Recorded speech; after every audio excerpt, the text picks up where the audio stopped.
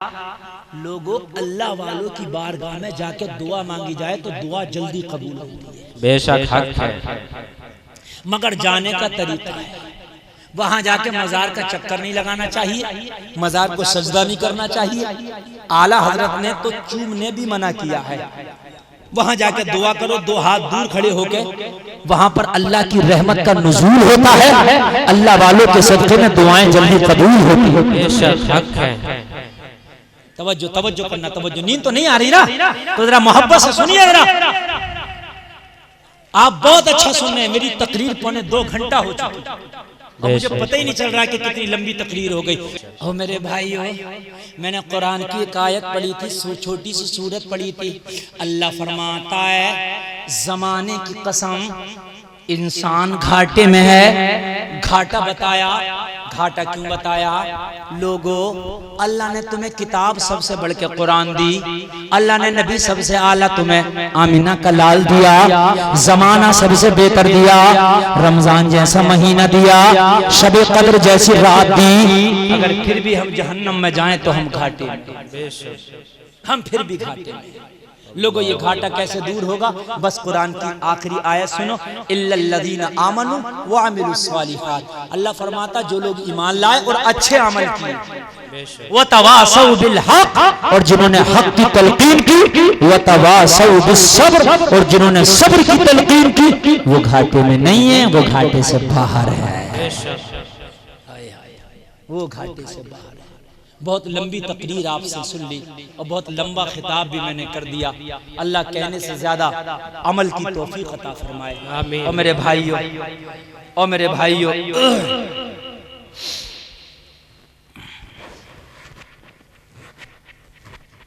और मेरे भाइयों, पूरी रात सुनो, अमल ना करो तो बेकार।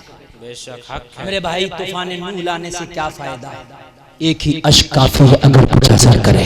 हक है ना मेरे भाइयों?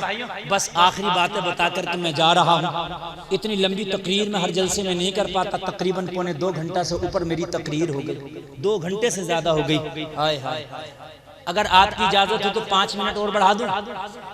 बोलिए बोलिए, बढ़ा दीजिए। 2 घंटा तकरीर, मेरा कपड़े पसीने में हो गए, मगर अल्लाह आपको सलामत रखे। ऐसे सारे लोग सुन रहे हैं। आपका चांद भाई जलसा कामयाब नहीं, 1000% कामयाब। बेशक सुभान अल्लाह। इंशाअल्लाह। नौजवानों, आज के बाद दोस्त बनाएंगे तो कुरान को बोलो इंशाअल्लाह। इंशाअल्लाह। ये पबजी वाले दोस्त जो फेसबुक पे चैटिंग कर रहे हैं, व्हाट्सएप पे चैटिंग कर रहे हैं, ये सब यहीं रह जाएंगे। और तेरा दोस्त अगर कुरान बन गया तो कब्र में तेरा साथ निभाएगा। बेशक सुभान अल्लाह, सुभान अल्लाह। कुरान से दोस्ती होना चाहिए। अच्छा, एक बात और बताऊं, कुरान से दोस्ती होगी, उसे पढ़ना शुरू कर दो, दोस्ती हो जाएगी। लेकिन दोस्ती ये बाकी कैसे रहेगी? दोस्ती करना आसान है, निभाना मुश्किल है। बेशक। हाफिज बनना आसान है, रखना मुश्किल है। हाजी हज करना आसान है, उसको रखना मुश्किल है। बात है क्या नहीं है? ऐसे ही कुरान से दोस्ती तो हो जाएगी, मगर मरते दम तक कैसे रहे? तो दोस्ती का तरीका यह है कि जिससे भी दोस्ती करो उसकी बात मानते रहो, दोस्ती चलती रहेगी। जिस दिन दोस्त की बात नहीं मानोगे उस दिन दोस्ती टूट जाएगी। यही होता क्या नहीं होता? अरे होता नहीं। बस कुरान से भी दोस्ती सलामत यूं ही रहेगी। जो कुरान कह रहा है उसे मानते रहो, जिससे मना कर रहा रुकते रहो, दोस्ती चलती रहेगी। कुरान कह रहा शराब ना पियो, बंद कर दो। कुरान कह रहा नमाज पढ़ो, पढ़ने लगो। कुरान कह रहा झूठ ना बोलो, ना बोलो। कुरान कह रहा हरामकारी ना करो, ना करो। इंशाअल्लाह दोस्ती चलती रहेगी, है ना?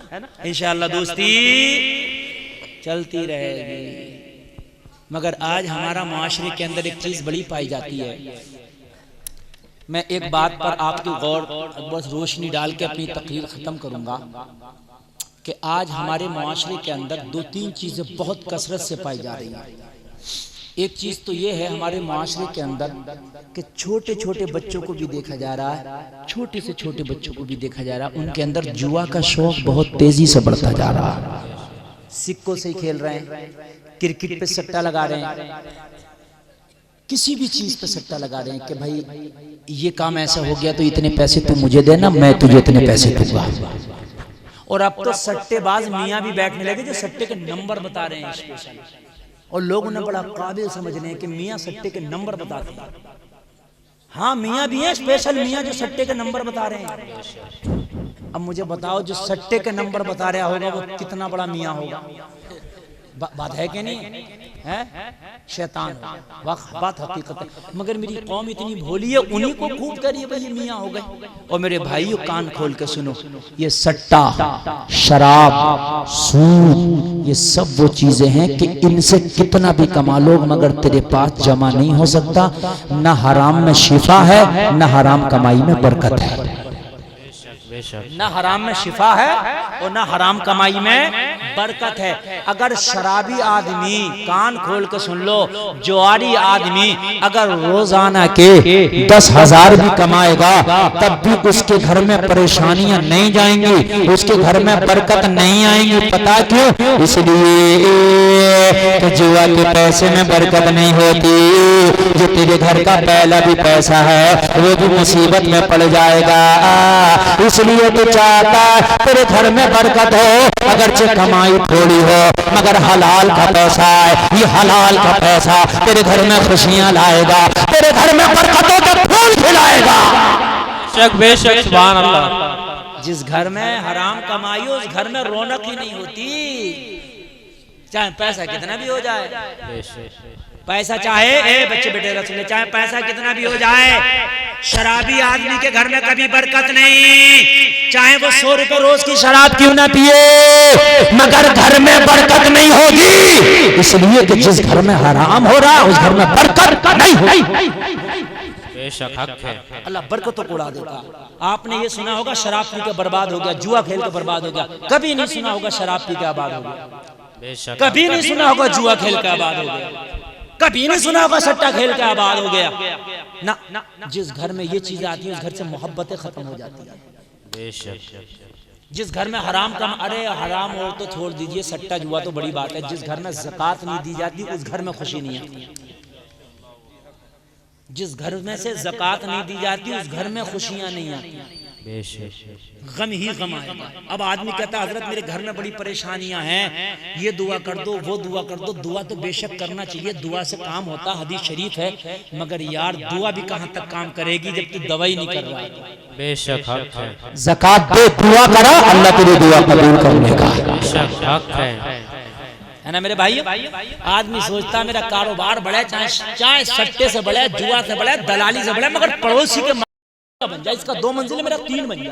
बेशक। मगर मेरे भाई कान खोल के सुन ले, कब्र एक सी होती है, सबकी 2 गज की होगी। छोटा सा कफन दिया जाएगा, उसके अंदर ना विंडो है ना कोई दरवाजा है। उस कब्र में भी एक दिन जाना। इस पड़ोसी के चक्कर में तो तू कह रहा है चाहे कुछ भी हो मगर इस पड़ोसी से ऊंची हो। मगर बात सुन ले, अगर हराम कमाई से तूने कमाया ना तो तेरे मकान को इस्तेमाल तेरी नस्लें करेंगी, हिसाब तुझे देना होगा। बेशक हक है। हिसाब तुझे देना होगा।